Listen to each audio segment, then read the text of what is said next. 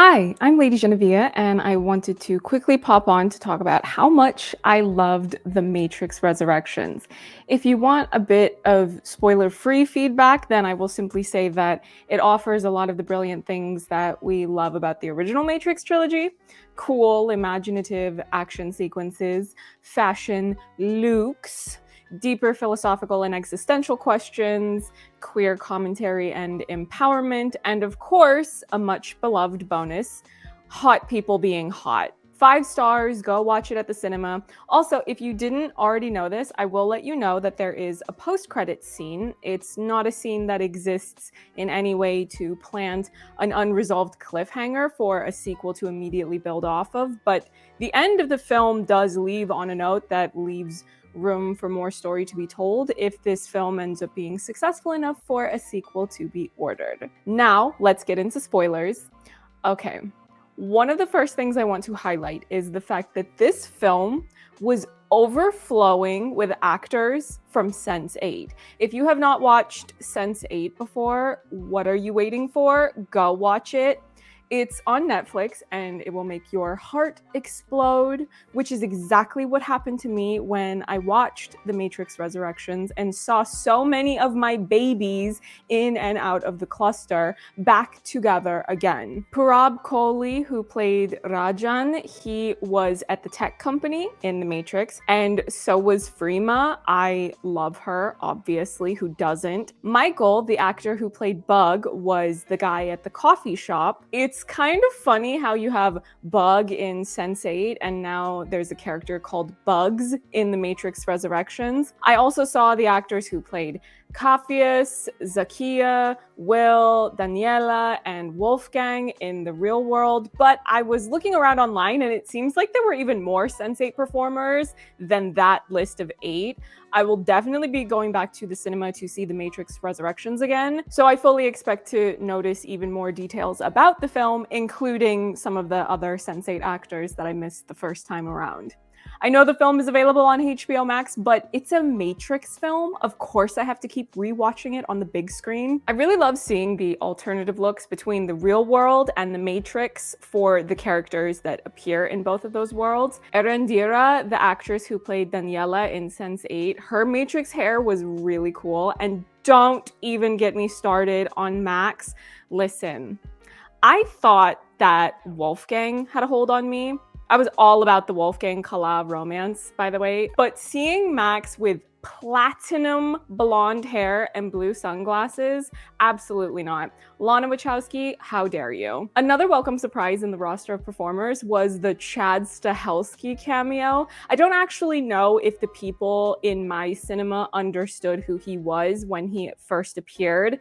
There were some audible reactions, but they were ambiguous enough that at least some of those people might have just been reacting to the fact that his character's name was Chad.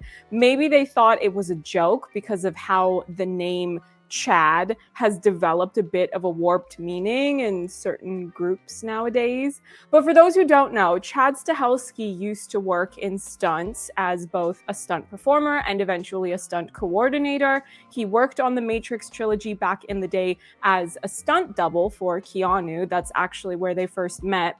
He was Keanu's stunt double in the first film, and they've been friends ever since. He also would eventually work as a stunt coordinator on the Matrix sequels. Fast forward to over a decade later, and Chad Stahelski became the director of the John Wick films, which is why there's such a higher level of artistry to the action of those films, because Chad's background is in stunts and action.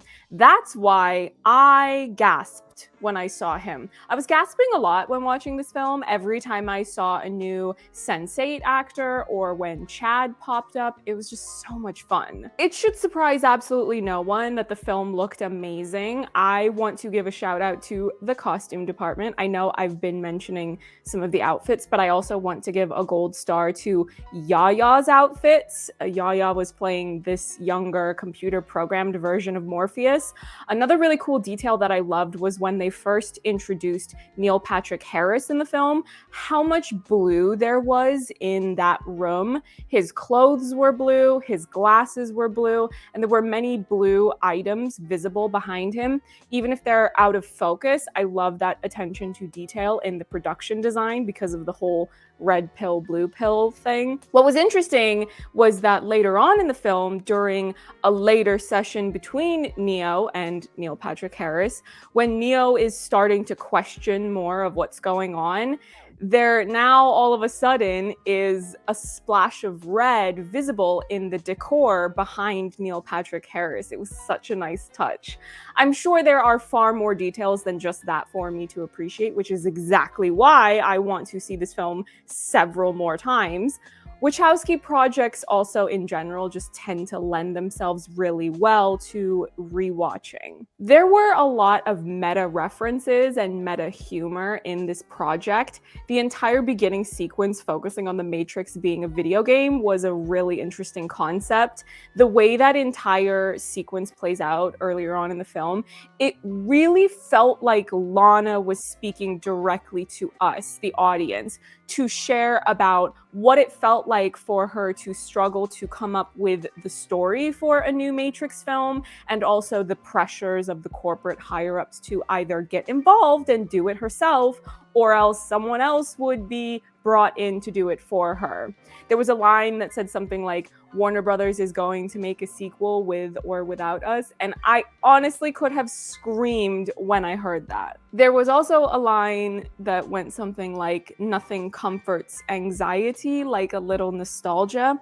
I'm telling you, I love that level of self-awareness, and it completely worked for me, particularly when they were still inside of the Matrix in the story, because that particular setting lends itself very well to that type of writing. As much as I enjoyed the new faces like Jessica Henwick, who was fantastic from start to finish, and all those Sense8 actors, like I already said, also Christina Ricci and Chad Stahelski's cameos, it was also such a joy to see familiar faces to the world of The Matrix. Keanu and Carrie-Anne, brilliant, of course, but I also really want to give Miss Jada Pinkett Smith her flowers. When she had that line about pessimism and how Neo was the one who made her see that a world without war is possible, I got really emotional. I was welling up. I was very overcome. It was such a beautiful sentiment because so much of The Matrix is about revolution and really honing in on that idea that the most important attribute of a revolutionary is love.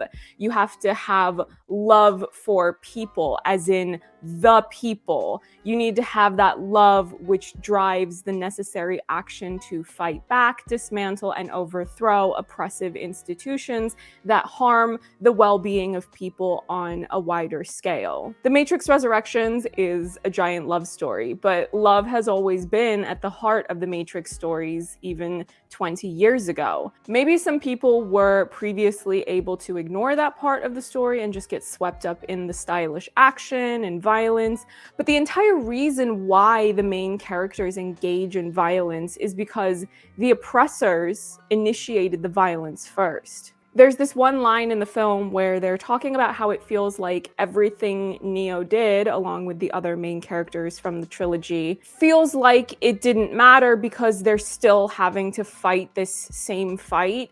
The oppressors are still oppressing, and you can't help but wonder what sort of things Lana was honing in on as a source of inspiration when writing that line. When you remember that The Matrix was an allegory for being trans, you could postulate that the line refers to how rampant transphobia remains to this day. The line could also apply to the general anxieties that we tend to have towards technology. There was a fair bit of exploration of the relationship between humanity and technology, a lot of allegory for how that relationship has evolved in the real world outside of these films. I think this film does more to show how technology is not inherently good or bad. It's entirely about how it's used. In this new film, you have these machines that are friends and allies to the human characters in the film, and the human characters have also been using technology to do things like engineer strawberries in the real world outside of the Matrix. But besides the more obvious threats that technology poses to the heroes, whether while inside the Matrix or when they're back in the real world, there were some noteworthy lines where you have machines saying inside of the Matrix that it's not about facts and that humans care more about fiction and their feelings. The machines note how feelings are easier to control than facts, which was such a powerful line to hear said in the film.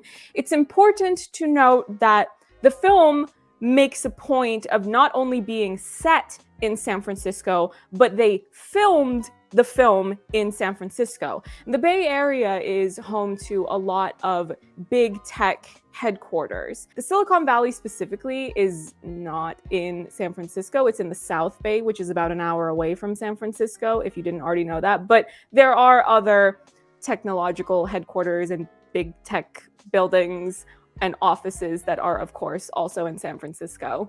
There's really no way that I can hear a line like that without thinking of that dirty capitalist, Mark Zuckerberg, who refuses to put a stop to the reactionary misinformation from running rampant on the festering wound known as Facebook, because it's more profitable for him to let those things fracture the well-being of the people at large all over the world. And why would he care anyway? He's too busy blowing money on displacing indigenous Hawaiians from their land. He's disgusting, and I'm glad that Lana called him out. Not to say that he's the only person in big tech doing these types of horrifically unethical things. I just think he's one of the absolute worst ones out of the lot. The Matrix Resurrections is definitely also an anti-capitalist story. There was that line in the film saying something like, "Nothing can breed violence like scarcity."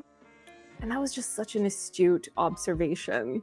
I really don't think there are enough good things I can say about the new Matrix film. I also loved the ending of it. It's such a deeply romantic and hopeful way to end this chapter of the larger Matrix mythos. When Trinity ends up being the one who can fly, it was really tapping into all of those poetic lines that people love to spout in poems and songs and stories about love. This idea that being loved by the person you love can make you stronger and give you wings. When you think about how in the original Matrix film, Trinity loving Neo saved him, in this case, it's continuing that cycle of Neo and Trinity loving each other and being stronger for it. Neo loving Trinity is what helps her in this film to finally realize who she really is, to break free from the Matrix's hold. So Neo's love saves Trinity, and as a result, it gives her wings, figuratively, which in turn helps her to save him when it really mattered. They both save each other, and that's the power of love. It also felt like Lana was liberated in a whole new way since she is living her truth now. She had not come out publicly yet or transitioned when making the original Matrix trilogy. This new Matrix film definitely feels even more unapologetically queer than the original films did. Not to say that the original trilogy wasn't also queer, it definitely was. One of the final lines of the film says something like, "We're going to paint the sky with rainbows," and I loved that.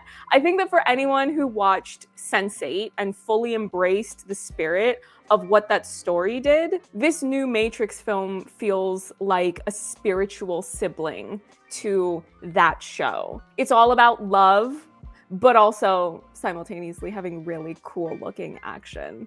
I would definitely love to see more Matrix films if WB wants to give Lana more money to make them. I don't want her to be pressured if she feels like it's done, but the story felt like it was very much setting things up to tell more, which I don't think Lana would have done unintentionally. But I also hope that Netflix feels really foolish for canceling Sense8 and that more people, after watching this film, will go back and check out Sense8. There's definitely a strong fan base for the show, but I still say that there are not enough people hyping it up the way that it deserves. I really hope that Lito and Hernando's actors will appear in the next Matrix film, presuming that they do another one. Also, Duna, you know, she would show up all of these other people in the cast in an action scene. And that's not because the current roster of actors did a bad job, it's just she's on another level. I would love to throw Jamie's name into the mix as well, but I just don't know if she would even have the time because she is so booked and busy. And of course, I love that for her. What were your thoughts on the new Matrix film? Let me know in the comments. I've got some new Dickinson videos going up very soon, in just a few hours, honestly, at the time of recording this. These are the final videos I'll be doing about the show since the series finale is airing in, like I said, just a few hours, which means that I will finally be able to get to the next videos on my video to-do list. So you can expect more essay or essay adjacent topics that I would like to get through. See you in the next one. Bye.